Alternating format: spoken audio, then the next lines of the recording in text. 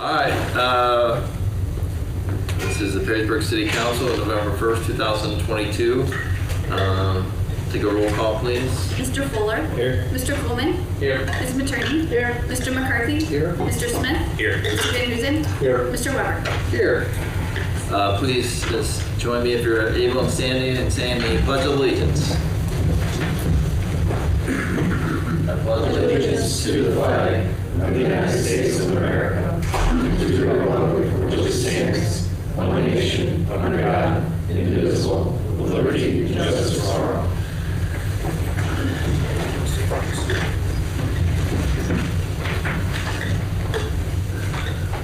All right, we have minutes of city council meetings. I apologize, October 18th. Thanks. There it is right there on the minutes themselves. Minutes of October 18th. Everyone has received a copy of those meeting minutes. I did make one change that was distributed out to everyone. Hopefully everyone had a chance to see that. It's just in regards to the wording for the motion I made. If there is no objections, we'll consider those meeting minutes passed. Thank you.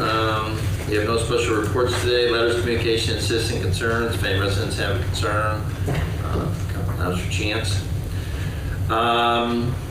Administrative reports. Before I get into the list of appointments, which is the most of my reports, I would just announce that we have a proclamation and we will publish it on the city's website and the Messenger Journal that Saturday, November 26th, 2022 is Small Business Saturday. I think we do this every year, and I think it's important that as a community and as community leadership that we recognize the value of small locally owned businesses, which are so vital part of the Perrysburg community, and that if you get a chance to make sure you shop locally during the holiday seasons. So small Thanksgiving and Small Business Saturday, and we are recognizing it again this year. All right, I have a number of recommendations that will need a motion for citizens reappointments. I will list them all, and then you guys can address how you guys want to pass them. Several for the Board of Zoning Appeals. These are filling. These are 3-year terms that people who've already been appointed during the course of an existing term. Matt Sutter and Michael McIntyre. Civil Service, Michael Murphy for a 4-year term. Historic Landmarks, John Meyer, who is already, that's a renewal. Litter Prevention and Recycling, Scott Steele, that's a 2-year term. Planning Commission, Rob Vila and Greg Beatty, and those are both, they both filled existing terms, are now going for a full-year term. Todd France for Citizens Parks and Recreation Advisory Committee, and full term, and Christine Ardley for the Street Commission for a full 3-year term. And I think we still have several other openings that we're still working. I'll make a motion for exactly what the mayor said. Second? Any discussion? Roll call. Mr. Coleman. Yes. Ms. Materney. Yes. Mr. McCarthy. Yes. Mr. Smith. Yes. Mr. Van Huzen. Yes. Mr. Weber. Yes. Mr. Fuller. Yes. I will quickly point out, if you know any of these individuals, and I know that everybody's interviewed their particular subject, but in the totality, this is a very talented and knowledgeable group that cares about the community, which is one of the reasons Perrysburg is an outstanding place to live. And I really want to make sure we acknowledge and thank them for their work and diligence, because the role of committees, as articulated in the city ordinances, is very important, and we couldn't do a lot of what we do without them. So I want to make sure we acknowledge and thank them for their service, and also acknowledge what an outstanding group of individuals and talented people there. So, having said that, City Administrator, do you have any report? No report, no. Finance Director? I have no report. Law Director? I have no report. This is usually when I goof something up. President of Council report? I have no report today. All right. Roll on finance. Finance, thank you, Mr. Mayor. The committees have been discussing the proposed 2023 budget, and tonight introduce the first reading and invite any other further discussion by the entire council. So I would like to introduce ordinance 56-2022 and move that the rules be suspended to allow for its first reading by number and title only. Second. Roll call? Mr. Fuller? Yes. Mr. Coolman? Yes. Ms. Matroni? Yes. Mr. McCarthy? Yes. Mr. Smith? Yes. Mr. Van Huzen? Yes. Mr. Weber? Yes. Ordinance 56-2022, making appropriations for current expenses and other expenditures for the city of Perrysburg, Wood County, Ohio, for the fiscal year ending December 31st, 2023, and declaring an emergency. Okay, no discussion. The next meeting for Finance and Economic Development is a week from tonight, Tuesday, November 8th at 5:30 p.m. Make sure you vote first. So, under my report. Thank you. All righty. Safety Committee. Thank you, Mr. Mayor. The Safety Committee met on October the 25th, and the meeting started at 6 p.m. Members present was Barry Van Huzen, Mark Weber, and Jan Matroni. Also present was Richard Cabot, City Administrator, Police and Federal Law Director, Amber Rathburn, Finance Director, Patrick Jones, Police Chief, Tom Granata, Deputy Fire Chief. Presentation on the current fire operations. 2 months ago, the firefighters made a presentation, and the committee asked the administration to respond with their thoughts and ideas relative to that presentation. Ms. Cabot stated that they are adding additional information, that they are, in this presentation, it would be adding additional information, giving a different perspective, and discussing why they are doing it the way they are. Ms. Cabot added that they recognize the population is growing and that the square miles have increased due to annexation over time. Deputy Chief Granata explained the second station location to help reduce response time for the city. Ms. Cabot stated that at no time was the administration concerned that the safety of the residents was being compromised, and that they still receive the same quality of attention. In 2016, they applied for and were awarded a grant to hire 3 new additional firefighters. In 2018, they hired 3 new additional firefighters, which was approved by City Council, and took the staffing up to the 9 per shift that is today. Ms. Cabot stated that they appreciate their willingness to reconsider the ideas of the EMTs and will happily discuss at the next round of collective bargaining. Ms. Cabot added that while there may be different staffing levels at each of the stations, it does not lead to inadequate or unequal treatment of patients. Ms. Cabot noted that with structured fires, we have our automatic and mutual aid partners, and will do the best they can with all the staffing that is on hand. Deputy Chief Granata presented the district calls per month over a 3-year period. January 1, 2020 through September 5 of 2022. More than 1/3 of the EMS calls were to 11 senior living facilities in the last 3 years. Ms. Cabot stated that they are happy to answer questions and that they will keep analyzing data to keep the committee up to date. Mr. Weber asked about the transport and the percentage of calls. Ms. Cabot explained that they are taking a deeper look at these calls. Deputy Granata stated that there are difficulties with billing because they are an emergency transport service, and it is an issue when they transport to non-emergency patient. Ms. Matroni requested numbers for mutual aid that the city has requested and given mutual aid to in the last 3 or 4 years. She would like those numbers separated out. I asked for clarification functionally how one station can have 3 firefighters and one station have 4 with the same type of cardiac call. Deputy Chief Granata stated that it is a specific call, so they have the ability to ask for help from the other station, and they are not limited to just 3. He stated they can always ask for more help.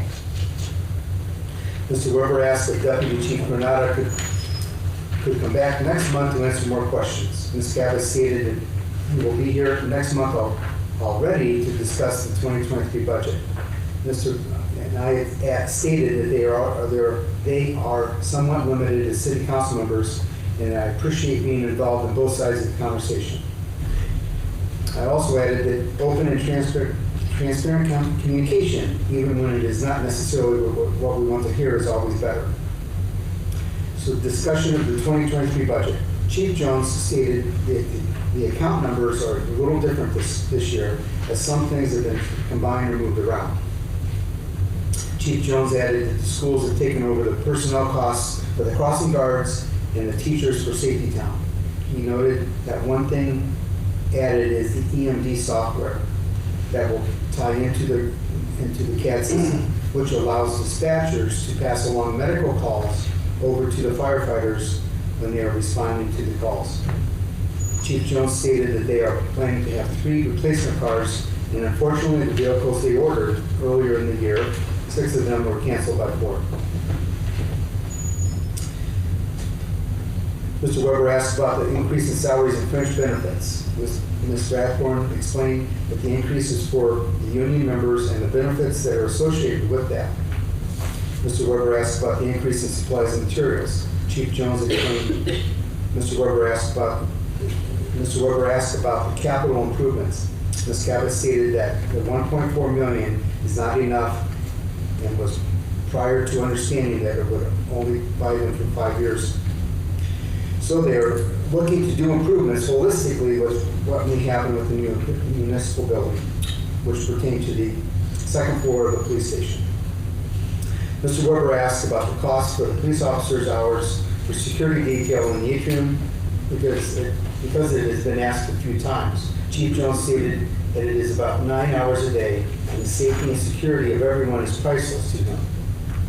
Deputy Chief Granada stated that they do not have a lot of changes with their budget, and the biggest differences are due to the changes of accounts and how things are listed. Deputy Chief Granada responded that there are no personnel changes. Mr. Weber asked about an increase in staff if it is determined that they need that, and Ms. Cabot responded that if the mayor proposes that, yes. Ms. Cabot added that this will be on the November agenda for additional conversation. There being no further business, we adjourn to 7:42. Our next scheduled meeting is November 22nd at 6 p.m.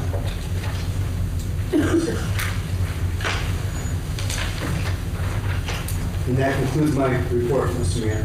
Thank you very much. Appreciate it.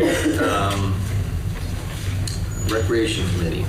Thank you, Mayor. I do not have a report today. Our next scheduled meeting is November 8th at 6:30 p.m. Planning and zoning. Let me see. Okay, we met on October 19. All committee members were present. Myself, Barry Van Hoosen, and Corey Kuhlman. Also present were Rudy Walters and Mark Easterly from the Planning and Zoning Department.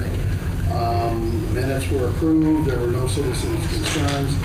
The first item for consideration was a request for rezoning for 1090 West South Boundary Street. This is a property located on West South Boundary, the northeast portion of the intersection of West South Boundary and Echo Road. It is zoned Light 1, or I-1, Light Industrial. The applicant is requesting rezoning to C4, which is highway commercial. Brody Walters added that this building was constructed for office uses and suites, so it is unclear how or why this property became zoned industrial.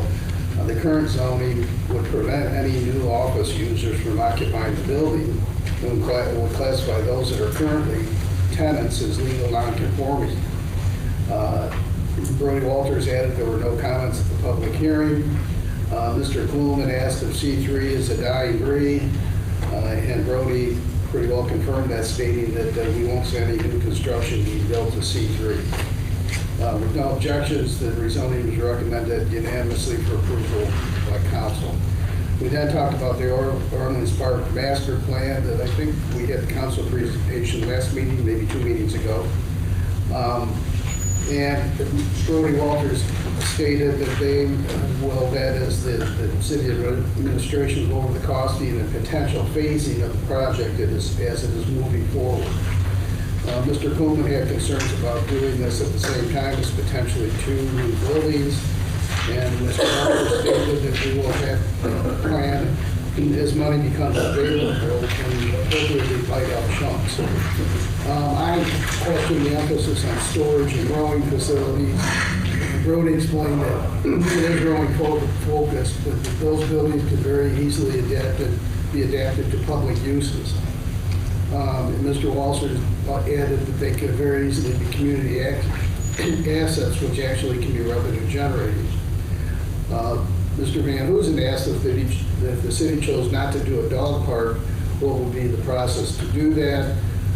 Both he and I would not want to take out the dog, both would want to take out the dog park in the current plan. And Corey Kuhlman was all for removing that currently, putting that conversation down the road when they can solely focus on that element. With respect to the ex-golf project, that I think it met at council the night before this meeting, Mr. Walters stated that there are 2 occupancy land use permit versions on the mayor's desk. One is to allow ex-golf as a retail business, and then the other is to allow it as a gym or fitness facility larger than 5,000 feet. I was required to abstain as a lawyer from our firm had been hired to help Mr. Kinzel. Dave Kinzel stated he had a conversation last night with the mayor and that this is a brand new industry and they're still learning about it. He said that the problem with it going through the process of correcting the code would delay their opening until April or May 2023, and he was fearful that ex-golf would walk on the lease in this case. He suggested that the city call it fitness for the time being and then do the house grading that the code would need to accommodate a use like this. Mr. Kuhlman stated that City Council made an interpretation of the code the prior evening, giving an advisory opinion of what it could fit into within C3. Mr. Kuhlman added that the code is outdated and he hopes the permit gets signed by the mayor. Mr. Kinzel asked if Mr. Walters has a problem with Dumb Cattle correcting it into fitness. And Brody responded that they have drafted 2 land use permits, one for retail, one for gyms. Either one solves the issue.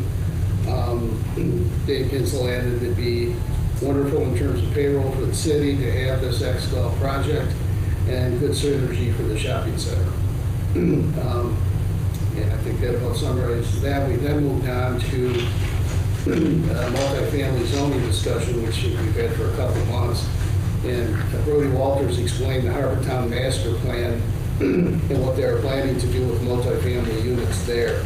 This will be going to the Planning Commission next Thursday, so it's probably done at the Planning Commission by now. Mr. Kuhlman stated that it affects the school and he's concerned with all the new residential builds and that we do not have commercial development that is occurring to help sustain some of that burden on traffic. Mr. Van Hoosen mentioned the Karen A project that we talked about earlier this year, I think it was earlier this year, and how many units it would represent.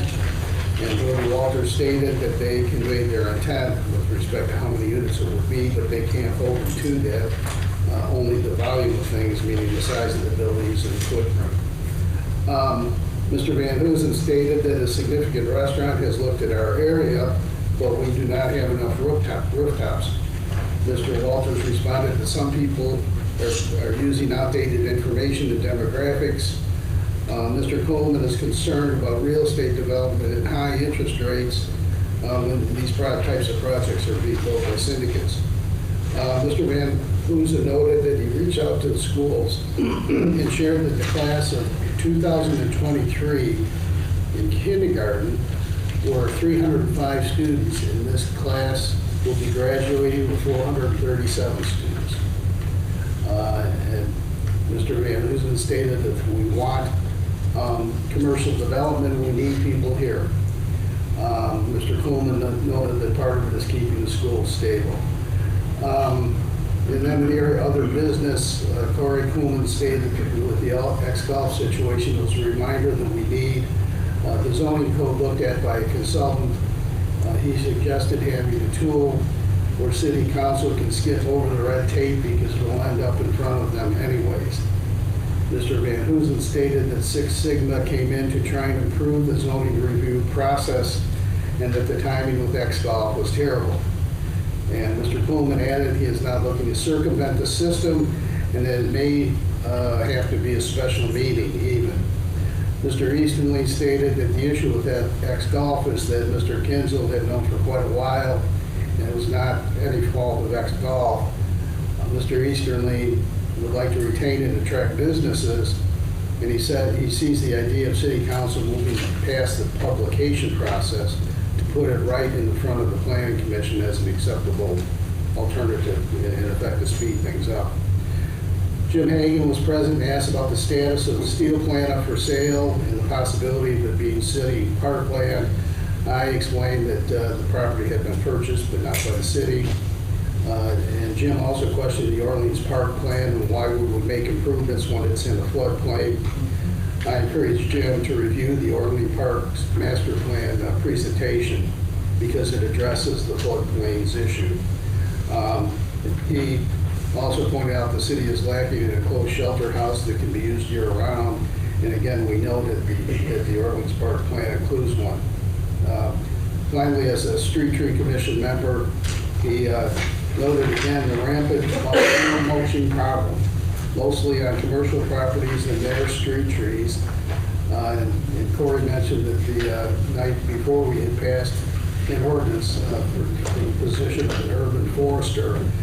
And then finally, I stated that we should budget for a zoning code update and get the uses more current to avoid more situations like that stuff.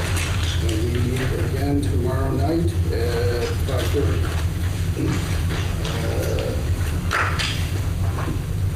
Let me see, I know I have at least one for this. You actually have two, because of the annexation. I would then introduce ordinance 57-2022, move the rules be suspended to allow for its reading and number title only, to dispense with the second and third readings. Second. Roll call? Mr. Fuller? Yes. Mr. Coleman? Yes. Ms. Matroni? Yes. Mr. McCarthy? Yes. Mr. Smith? Yes. Mr. Van Huzen? Yes. Mr. Weber? Yes. Ordinance 57, 2022, accepting the petition of Schroeder Company, agent Rayleigh Waugh for annexation into the city. All right, and I would move that ordinance 57-2022 be passed. Second. Discussion? Roll call? Ms. Matroni? Yes. Mr. McCarthy? Yes. Mr. Smith? Yes. Mr. Van Huzen? Yes. Mr. Weber? Yes. Mr. Fuller? Yes. Mr. Coleman? Yes. I would then like to introduce ordinance 58-2022, move the rules be suspended to allow for its reading by number and title only, and to dispense with the second and third readings. Second. Roll call? Mr. Fuller? Yes. Mr. Coleman? Yes. Ms. Matroni? Yes. Mr. McCarthy? Yes. Mr. Smith? Yes. Mr. Van Huzen? Yes. Mr. Weber? Yes. Ordinance 58, 2022, amending the zoning map of the city of Perrysburg, Wood County, Ohio, to rezone property on west-south boundary from L1 light industrial to C4 commercial highway. All right, then I would move that ordinance 58-2022 be passed. Second. Discussion? Roll call? Mr. McCarthy? Yes. Mr. Smith? Yes. Mr. Van Huzen? Yes. Mr. Weber? Yes. Mr. Fuller? Yes. Mr. Coleman? Yes. Ms. Matroni? Yes. End of report. Thank you. Personnel. I have a report for you. It's about the meeting held on October 25th. All committee members were present. So it's the city administrator, law director, human resources manager, and director of finance. The minutes were approved. There were no citizen concerns. And there was a brief update on the deputy administrator position. Ms. Gabbard said that she is working with Jason Daniels to be available for November 1st, 2022 at a council meeting for an executive session. That happened prior to this meeting. Employee recognition and appreciation program and meals. Ms. Gabbard stated that City Council would need to pass a resolution designating that city funds could be used as a public purpose in terms of employee recognition and other programs. Mr. Coleman asked for an estimated cost of the annual employee holiday luncheon. Ms. Chalfant stated that the cost for food, pins, and gift cards is roughly $3,500. Ms. Cabot stated that typically during collective bargaining sessions and arbitration, when staff is there the entire day working through breaks, lunch is purchased. She added that this would be a type of small incidental also under this legislation. Mr. McCarthy confirmed that this is nothing new, that we just could not locate the appropriate legislation, and Ms. Cabot confirmed that. Mr. Coleman stated that it's good for morale, but would like it to be reported no matter how small to the Finance Committee. Mr. Fuller asked if anything else is upcoming, that this may be utilized more than has been done in previous years. Ms. Cabot noted that in 2023, some collective bargaining negotiations will occur. There being no objections, the committee agreed 3-0 to recommend to City Council. Then there was discussions about the 2023 budget. Ms. Cabot noted that all currently filled positions are budgeted, plus vacant positions including Deputy City Administrator, Urban Forester, and an additional bailiff. Ms. Cabot stated that they can send committee last year's detailed budget sheets for comparison. Mr. Coleman does not see anything on the spot that he's questions on. Ms. Rathburn stated that the summary sheets group expenses by category and show the actual and budget for the last 2 years. Mr. Fuller asked if there's anything Ms. Chalfant would like to have included in the amended budget. Ms. Chalfant stated that they are looking at enhanced capabilities for online civil service testing for fields other than safety services. Mr. Coleman stated that they are always open to hearing anything we can do to improve, especially projects that pay for themselves in the long term. Ms. Andretto asked if they would like 3 readings of the budget. Mr. Coleman confirmed yes. The first reading will be November 1st. That's tonight's council meeting. Parental leave. Ms. Cabot stated that the mayor has indicated he would like to continue having a conversation once they understand what the state will do with the bill before them. There was no other business and the meeting was adjourned. Our next meeting is Tuesday, November 22nd at 5 p.m. With that, I'd like to introduce Resolution 89, 2022, and move that the rules be suspended to allow for its reading by number and title only, and dispense with the second and third readings. Second. Roll call? Mr. Fuller? Yes. Mr. Coleman? Yes. Ms. Materney? Yes. Mr. McCarthy? Yes. Mr. Smith? Yes. Mr. Van Huzen? Yes. Mr. Weber? Yes. Resolution 89, 2022, a resolution declaring the public purpose of certain city activities. I move that Resolution 89, 2022 be passed. Second. Discussion? Roll call? Mr. Smith? Yes. Mr. Van Huzen? Yes. Mr. Weber? Yes. Mr. Fuller? Yes. Mr. Coleman? Yes. Ms. Materney? Yes. Mr. McCarthy? Yes. End report, Mayor. Thank you very much. Public utilities. Thank you, Mr. Mayor. We did have a meeting on October 26th. Called to order at 6:48 p.m. Roll call. President was myself, Jamie Materney, Jonathan Smith, Bridget Cabot, Matt Coma, Brian Thomas, Amber Rathburn, Kayla Trejo. There were no citizens' concerns. There were no objections to the department's meeting minutes. There was a sewer credits tabulation totaling $1,003. The year-to-date total is $5,932.81. Under the Fort Mags ditch repairs and multi-use path, Ms. Cabot stated that they are looking for indications of direction both the service and public utilities are comfortable with. Ms. Cabot noted that both options require vegetation to be removed. Mr. Smith wanted to know about the time frame. Mr. Thomas stated that the current schedule, they should have plans in September or October of 23 and start construction in the spring of 24. Mr. Smith asked if there are plans to put any more foliage in there to give the neighbors a bit more privacy. Ms. Cabot stated that if we have an urban forester, they can assist with these conversations.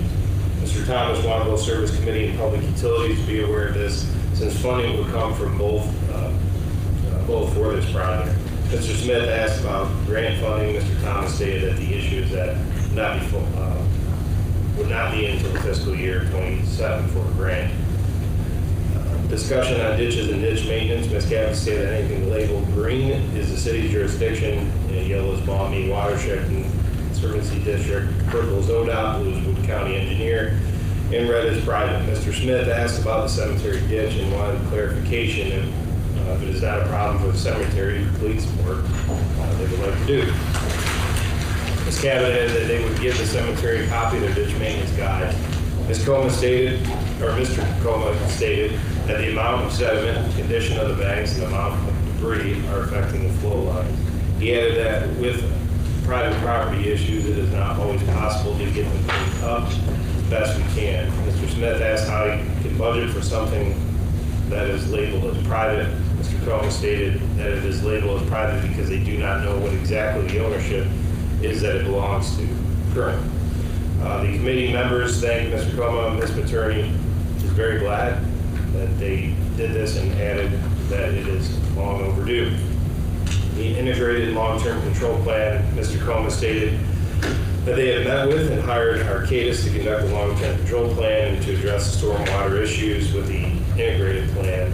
At the end of the 13 months, there will be a project launch with a series of projects that they will undertake to correct wherever water is getting into the system. Mr. Coma added that this will also look at any limitations at the wastewater treatment plant. Discussion of the 23 budget, Ms. Cabot stated that she will send out detailed sheets from 2022 to all city council for them to compare and contrast to a certain extent. Mr. Coma explained that they have staff who do work in water and sanitary sewer collection, so they have split those funds in half. Mr. Smith asked about ditch maintenance and if it is under stormwater management. Mr. Trago stated that it was under services. I had asked about the digester cleaning improvements, if those were new or typical. Mr. Coma stated that digesters are breaking down the south and it's been 10 to 12 years since they were last cleaned.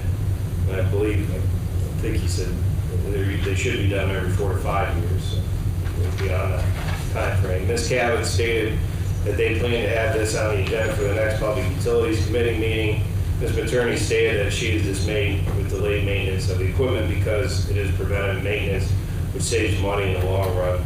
Mr. Coma prefers to do things in a controlled situation rather than as an emergency, and I had asked if there were anything he would like to include in the budget down the line. Mr. Coma stated that he is sure something will come up, that they have filtered it already. Under other business, Mr. Smith asked about 5 Point Road being closed for sewer work and how do they notify school transportation. Ms. Cabot said the city engineer does and the contractor does as well. There was no further business and we adjourned at 8:16 p.m. Our next meeting is scheduled for Wednesday, November 23rd at 6:30 p.m. No further report. Thank you. Thank you. Service Committee. I have one question. On public utilities, our favorite subject, Fort Meigs ditch repairs. This is probably more for Bridget, because Kevin, some of this history goes back to even before you were on council. You noted that you're looking for direction from both the Service and Public Utilities Committees. I mean, do we have that now? Yes, we do. And we can't have plans until basically a year from now? That is my understanding from the city engineer. Yeah. And then construction won't start until the spring of 2024. Correct. And it's, how long have we been? 2016. Oh, God. All right. Who handles the development of the plans? Is that the city engineer? Yes. Okay. And would he be the one to talk to explain why it is we can't have plans for a year? Yes, I could have him give you a call. Okay, please do. Could I just piggyback? If Service and Public Utilities have agreed to the plan, what is the plan? The plan is to look at the option of actually enclosing the ditch from Ethel Junction Road down to going north until the point at which a gas line bisects the ditch, which is close to I think it's Sawmill, and that would allow us to shift the path slightly more to the west, away from the roadway. Would eliminate the need for fencing. Would also eliminate the need for ditch maintenance in the future. It does impact some vegetation, as mentioned in the report. Either option does that, but it will also give us the opportunity and ability to go back during that project to add appropriate tree species in that corridor. Yeah, I think we're all aware that the neighbors have made clear that they want to be part of the process, but timing something we can give back. I think one of the things that was mentioned as well, that you don't mind, is that there was going to be some open houses and inviting of the neighbors. Yes, once we get to the plans to a certain stage, then the city engineer can hold open houses here in these chambers, and definitely invite the immediate neighbors that would be immediately impacted, as well as obviously all of city council, to allow those residents to understand the design and how it impacts them, and get input and feedback from them, so that they the engineer, of record, which will not be Brian, will be the consulting engineer, can go back and incorporate any of those thoughts, ideas, concerns into the final design.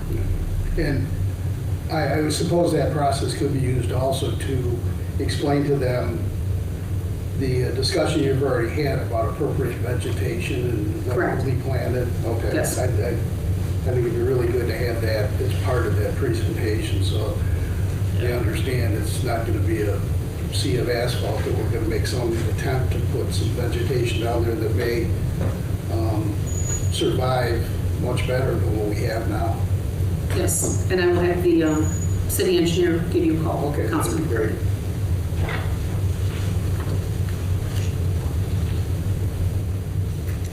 Any other public utility questions? All right, try again. Service. Well, the meeting was called to order at 5:30 by Chairperson Jan Materney. Present were Jan Materney, Kevin Fuller, Mark Weber.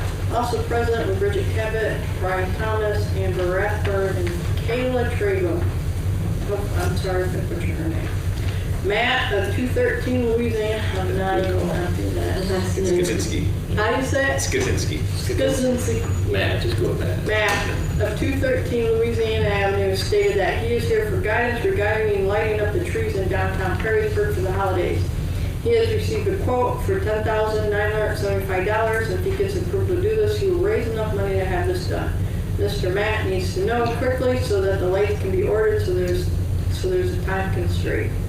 Ms. Cabot stated the Country Garden Club is an entity that comes up with the holiday decorations for downtown and have been out shopping along the service department. Mr. Weber stated that looking at their plan, it could work in conjunction with what Mr. Matt is proposing. Ms. Materney stated that she is in favor of sending this on to the mayor with a strong recommendation. Approval in the minutes, there were being no objections. The minutes of September 28, 2022 were approved 3-0. Fort Meigs ditch repair and multi-use path. Ms. Cabot stated they're looking for feedback on the two options. Ms. Cabot stated that the estimate to close the ditch was slightly less than the original plan, and both options require the removal of vegetation. Ms. Attorney likes to close the ditch option. Mr. Weber agrees. Mr. Thomas stated that after the project, they can come back and plant trees. Mr. Weber mentioned engaging the public, and Ms. Cabot stated that Jonathan Smith indicated he was going to be reaching out to homeowners. Mr. Thomas had no problem holding an open house where citizens can come in before the design is finalized.